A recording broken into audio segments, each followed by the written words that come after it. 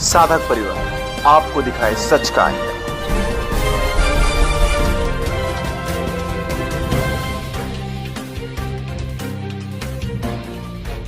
Western culture के खिलाफ लड़ने वाला इकलौता मात्र संत थे संत आशाराम बापू।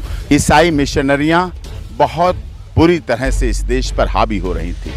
गरीबों, दलितों, शोषितों, पीड़ितों, मजदूरों, मजलूमों का धर्म परिवर्तन कराया जा रहा था। ऐसे में संत आशाराम बापू जी ने वो लड़ाई लड़ी और उन्हें निहायत झूठे केस में, बिल्कुल बिना तथ्य के झूठे केस में, जो कार्य उन्होंने कभी किया नहीं, जो कभी ऐसा उनके साथ हुआ नहीं, उस पर भी उन पर ऐसा केस लगाकर उनके साथ साजिश रची गई। Bail is a rule, jail is denial.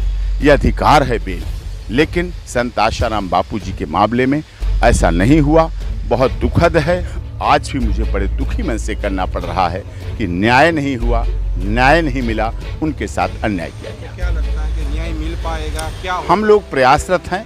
अब कुछ नए सिरे से कुछ मुहिम चलाएंगे, कुछ ऐसा जनता में जागरूकता लाएंगे कि जनता आवाज दे, जनता कहे कि मेरे बापूजी को रिहा करो।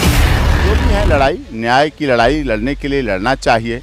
Access to justice for all सबको मिलना चाहिए। और उसी श्रेणी में संत आशाराम बापू जी का भी मामला है। लेकिन दुख के साथ कहना पड़ रहा है, बहुत भारी मन से करना पड़ रहा है, इन सब केसों में, चाहे इस साल के केसों की बात करें, ब्रजभूषण शरण सिंह के केस में सांसद, बाहुबली सांसद, हमने लड़ाई लड़ी और जीते, न्याय मिला। मनीष कश्यप बिहार का पत्रकार, हमने लड़ाई लड़ी, उस पर एनएसए और रासुका जैसी बड़ी धाराएं लगाई गई। इसी साल गिरफ्तार हुआ, इसी साल हटी, आज वो रिहा हो रहा है जेल से। सीमा सचिन मीना की लड़ाई, सोनिया अख्तर की लड़ाई, ये सब चीज़ें लड़ी जा रही हैं और जीती जा रही हैं। बिहार से आनंद मोहन सिंह की लड़ाई लड़ी और जीती। लेकिन अपराधी होते हैं, उनको जमानत मिलती है, उनको राहत मिलती है।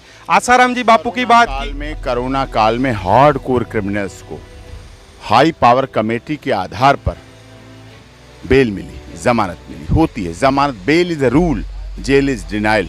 यह अधिकार है बेल, लेकिन संत आशाराम बापू जी के मामले में ऐसा नहीं हुआ। बहुत दुखद है।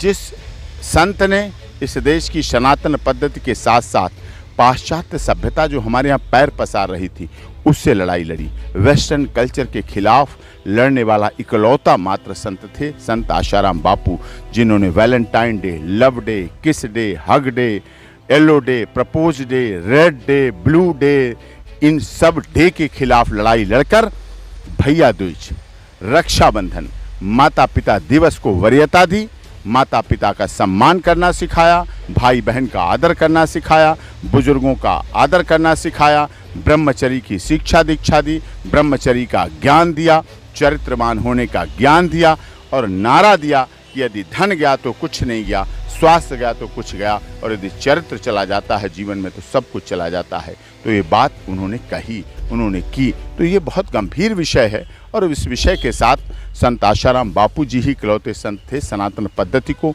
इस देश के नीचे से, जो मुगल कालीन शासन और हमारी अंग्रेजी शिक्षा पद्धति, जो पाश्चात्य शिक्षा पद्धति और जो कुछ सरकारों की कमियों की वजह से शिक्षा पद्धति खराब चली, हमारे इतिहास को दबाया और कुचला गया, उस इतिहास को सही करने का काम, मुगल कालीन आताताइयों की बुराइयों को ख़त्म करने का काम संत आशाराम बापू जी ने किया और वो पूरी दुनिया में दिखा और दिख रहा है।